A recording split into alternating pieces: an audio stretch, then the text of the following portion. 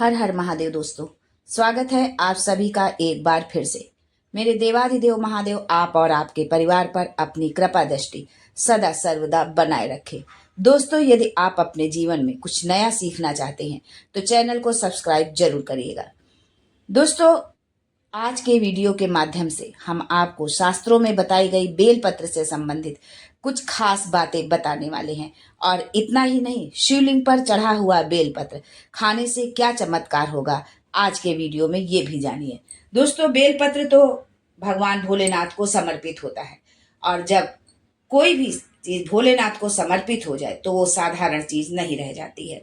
तो आज बेलपत्र से बहुत सारी बेलपत्र के उपाय, बेलपत्र से कैसे बीमारी को ठीक करें, कौन सी बीमारी को ठीक करें, ये बहुत सारी जानकारी आपको आज के इस वीडियो में मिलने वाली है। इसलिए वीडियो को पूरा अंत तक देखें, स्किप बिल्कुल ना करें। दोस्तों, बेलपत्र भगवान शिव को अति प्रिय है। इसके 3 पत्तों में सत, रज और तम तीनों गुणों का वास माना जाता है। वहीं ये भी कहा जाता है कि बेलपत्र के 3 पत्ते त्रिदेवों के साथ होने के प्रतीक है। दोस्तों, ये तो आप सभी जानते हैं कि भगवान शिव की पूजा में बेलपत्र का विशेष महत्व होता है। जिस घर में बेल का पौधा होता है वहां महादेव की कृपा हमेशा बनी रहती है। साथ ही ऐसे घर में माता लक्ष्मी का वास होता है। शिव पुराण में बताया गया है कि जिस स्थान पर बेलपत्र का पौधा लगा होता है वह स्थान तीर्थ के समान पवित्र और पूजनीय हो जाता है। दोस्तों, यदि आप सावन के महीने में शिवलिंग पर बेल पत्र अर्पित करते हैं तो आपको करोड़ों कन्यादान के बराबर फल मिलता है। बेलपत्र से जहां भगवान शिव प्रसन्न होते हैं, वहीं हनुमान जी भी बेलपत्र चढ़ाने से अति प्रसन्न होते हैं, क्योंकि जो है हनुमान जी भी भगवान शिव का ही एक रूप है। भगवान शिव के 11वें रुद्रावतार हैं हनुमान जी। दोस्तों, आज हम आपको बताएंगे कि शिवलिंग पर चढ़ा बेलपत्र खाने से कैसे फायदा होता है, कैसे आप बेलपत्र खाएं। अगर आप मुसीबतों से घिरे हुए हैं, आर्थिक तंगी से परेशान हैं, तो आप एक बेलपत्र को अपने जीवन की तमाम परेशानियों से कैसे छुटकारा आपको एक बेलपत्र दिला सकता है, ये सारी जानकारी आज के वीडियो में आपको मिलने वाली है। लेकिन आगे बढ़ने से पहले आपसे रिक्वेस्ट करती हूँ कि वीडियो को लाइक करिएगा, दोस्तों को शेयर कर दीजिएगा, और अगर आपने अभी तक चैनल को सब्सक्राइब नहीं किया है तो चैनल को सब्सक्राइब करके बेल आइकन जरूर दबाइएगा। दोस्तों, सावन का महीना चल रहा है, और ये सावन का महीना भगवान भोलेनाथ की विशेष कृपा पाने का, उनका आशीर्वाद पाने का महीना होता है। वो अपने भक्तों पर जो है अपनी कृपा दृष्टि बरसाते हैं, अपना आशीर्वाद देते हैं। दोस्तों, हमारे धर्म शास्त्रों में कहा गया है कि बेलपत्र 6 महीने तक बासी नहीं होता है। इसका एक बार प्रयोग करने के बाद आप पुनः धोकर इसे चढ़ा सकते हैं। कई स्थानों पर बेलपत्र नहीं मिलता, वहां बेलपत्र का चूर्ण भगवान शंकर पर चढ़ाया जाता है, उनको अर्पित किया जाता है। दोस्तों, जब भगवान शिव की सबसे प्रिय चीजों की बात आती है तो उसमें सबसे पहले बेलपत्र का नाम आता है। ये तो आप सब भी जानते होंगे कि बेलपत्र भगवान शिव को अति प्रिय है, और शिवलिंग पर बेलपत्र चढ़ाए बिना पूजा को पूर्ण नहीं माना जाता है। ऐसी मान्यता है कि शिवलिंग पर बेलपत्र अर्पित करने से महादेव अति शीघ्र प्रसन्न होते हैं और अपने भक्तों को मनोवांछित फल देते हैं। बेलपत्र में 3 पत्तियां एक साथ जुड़ी होती हैं, जिसको लेकर कई तरह की मान्यताएं प्रचलित है। 3 पत्तों को कहीं त्रिदेव अर्थात सृजन, पालन और विनाश के देव ब्रह्मा, विष्णु और शिव माना जाता है, तो कहीं 3 गुण सत, रज और तम, तो कहीं 3 आदि ध्वनियां जिनके सम्मिलित गुण से ओम बनता है का प्रतीक माना जाता है। बेलपत्र की इन 3 पत्तियों को महादेव की 3 आंखें और शस्त्र त्रिशूल का भी प्रतीक माना जाता है। शिवलिंग पर बेलपत्र चढ़ाने से जुड़ी पौराणिक कथा के अनुसार श्रावण मास में जब समुद्र मंथन हुआ तो उससे अनेकों चीजें निकली, जिसमें से कि एक विष भी था। विष के ताप से संपूर्ण सृष्टि को बचाने के लिए भगवान भोलेनाथ ने विष को अपने कंठ में धारण कर लिया। विष के प्रभाव से उनका कंठ नीला पड़ गया और पूरा शरीर जलने लगा। जो है पूरे शरीर जो है उसमें जो है जलन होने लगी, पूरे शरीर में तरह तरह की दिक्कतें होने लगी, जिसकी वजह से आसपास का वातावरण भी जलने लगा। बेलपत्र शीतलता का प्रदान करता है और विष के प्रभाव को भी कम करता है। इसलिए सभी देवी देवताओं ने शंकर जी को बेलपत्र, उनको जो है भगवान भोलेनाथ को बेलपत्र अर्पित करना शुरू कर दिया। सभी देवी देवताओं ने बेलपत्र भगवान भोलेनाथ को अर्पित किया, उनको खिलाना शुरू कर दिया भगवान भोलेनाथ को। बेलपत्र के साथ साथ उनको शीतल रखने के लिए जल भी अर्पित किया। बेलपत्र और जल के प्रभाव से भोलेनाथ के शरीर में उत्पन्न गर्मी शांत होने लगी और तभी से भगवान शंकर पर बेलपत्र चढ़ाने की परंपरा है। दोस्तों, यदि आप सावन माह में भगवान भोलेनाथ को बेलपत्र अर्पित करते हैं तो आप इस बात का जरूर ध्यान रखें कि बेलपत्र अर्पित करने के बाद उन्हें जो है जलाभिषेक जरूर करें, जल उन पर जरूर चढ़ाएं। बेलपत्र चढ़ाने के बाद जल जरूर अर्पित करना चाहिए। ऐसा करने से भगवान शिव को शीतलता मिलती है और उनका आशीर्वाद प्राप्त होता है। दोस्तों, हमेशा ध्यान रखना कि 3 पत्ते वाले बेलपत्र ही चढ़ाना चाहिए। जिस तरफ बेलपत्र की पत्तियां चिकनी हो उसी तरफ से बेलपत्र चढ़ाना चाहिए। इस बात का आपको विशेष ध्यान रखना चाहिए और कटे फटे बेलपत्र को भगवान शंकर पर नहीं चढ़ाना चाहिए। शिवलिंग पर बेलपत्र चढ़ाने के लिए अनामिका, मध्यमा और अंगूठे का प्रयोग करना चाहिए। दोस्तों, चतुर्थी, अष्टमी, नवमी, द्वादशी, चतुर्दशी, अमावस्या, पूर्णिमा, संक्रांति और सोमवार तथा दोपहर के बाद बेलपत्र नहीं तोड़ना चाहिए।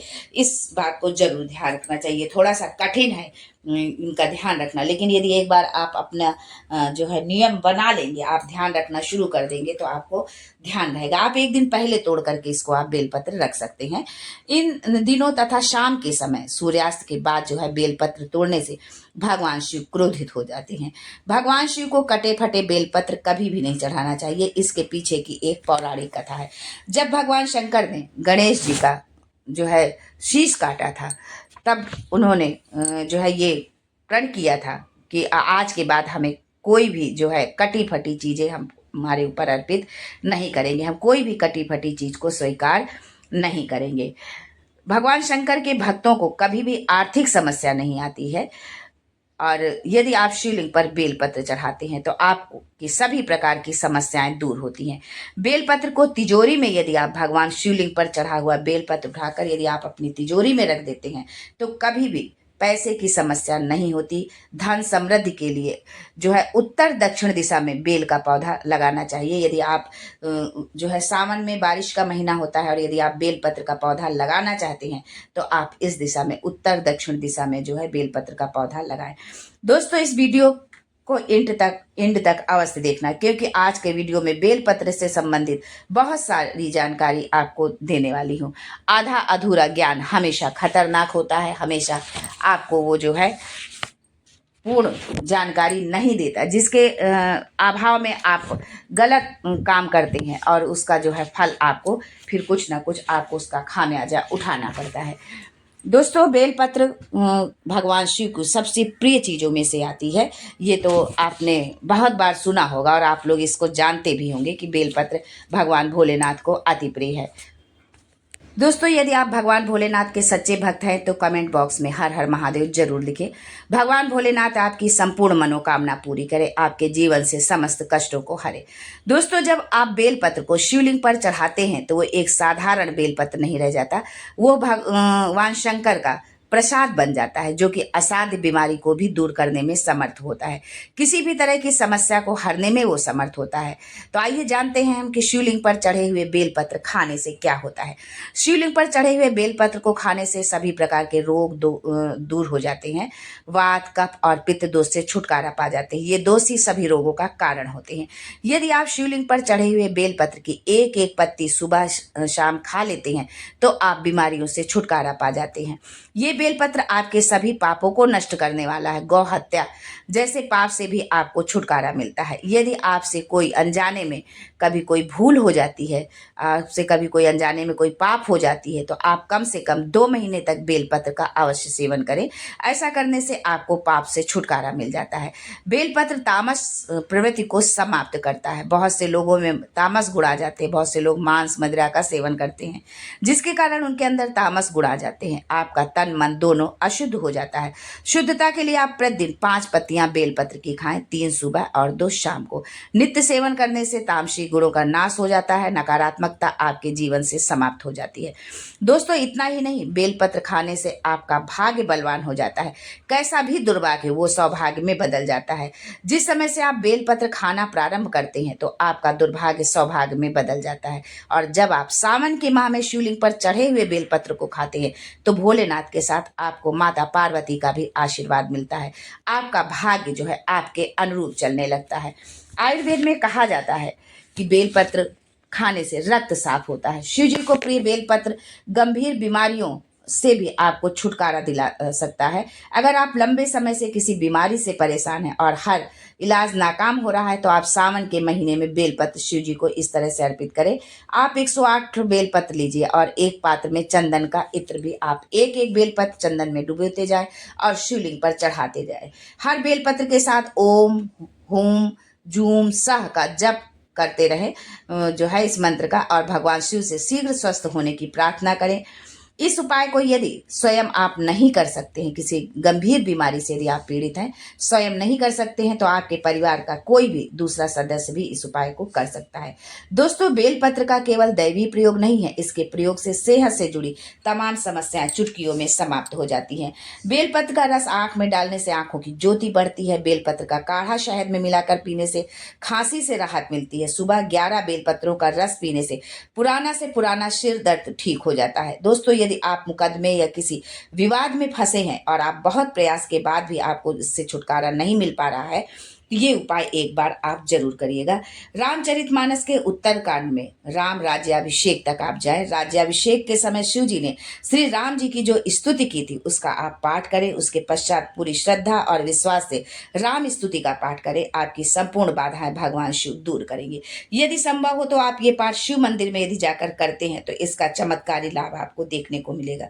दोस्तों, यदि आप संतान सुख से वंचित हैं, अनेकों उपाय के बाद भी आप मायूस हैं, तो इस सावन महीने में आप इस उपाय को आप जरूर करें। भगवान भोलेनाथ आपकी मनोकामना जरूर पूरी करेंगे, आपके जीवन से समस्त कष्टों को जरूर हरेंगे।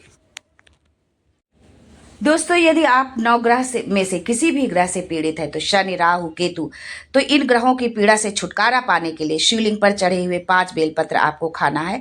ज़्यादा दिन नहीं, बस आप 1 महीने आपको ये खाना है। आप खा कर देखिए, आप जिस दिन से खाना शुरू करेंगे आपकी 9 ग्रह की पीड़ा धीरे धीरे कम होना शुरू हो जाएगी। दोस्तों, आप अपनी सामर्थ्य के अनुसार बेलपत्र खाइए। ये नहीं कि हमने 5 बोल दिया तो आप 5 ही खाएं।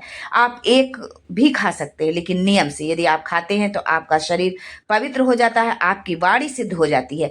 आप जो जिसके लिए बोल देते हैं वो सत्य हो जाता है। माँ सरस्वती आपके जिह्वा में निवास करती हैं। तो आज के लिए बस इतना ही। फिर मिलते हैं कुछ नया, कुछ अलग, कुछ अद्भुत लेकर। तब तक के लिए Har Har Mahadev and thanks for watching my video.